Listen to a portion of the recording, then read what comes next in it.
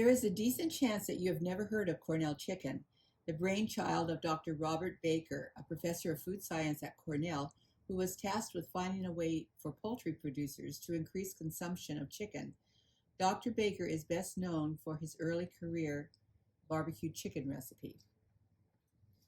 To make this sauce for Cornell Chicken, you will need 1/2 cup of vegetable oil, 1 cup of apple cider vinegar, 1 egg, 1 tablespoon of salt, 1 teaspoon of poultry seasoning, and 1/2 teaspoon of pepper.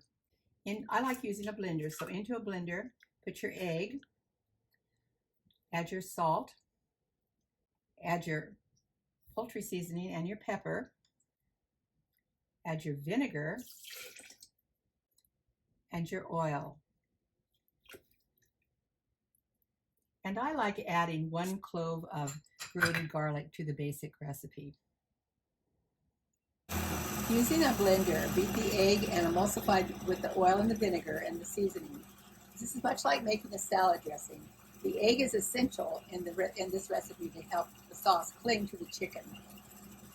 I like to transfer my sauce into a jar. This will keep in the refrigerator for a couple of weeks.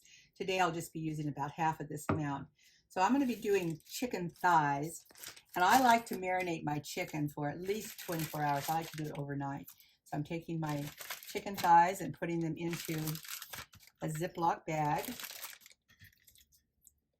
Now I'm going to pour about half of my jar of sauce into this bag. I'll save the rest of the sauce in the refrigerator for more chicken. And then I'm going to seal the bag, making sure everything's well coated. And now into the refrigerator for 24 hours, and I'll cook this up tomorrow. Our chicken has marinated overnight, and now I'm ready to cook.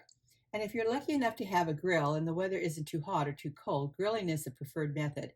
But this recipe does well on the stovetop and finished in the oven. I added a small amount of vegetable oil to a frying pan, and I'm going to brown the chicken.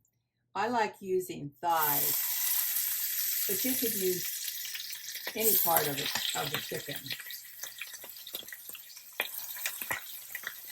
After these have browned, we'll transfer them to a baking sheet and finish them in the oven.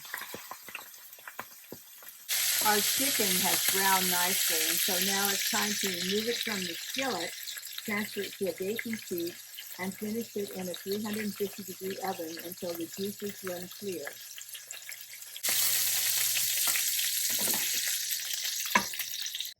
And that's all there is to making this delicious Cornell chicken. I was introduced to this recipe by my New York friend and Cornell graduate. This recipe has become one of the most famous recipes in America.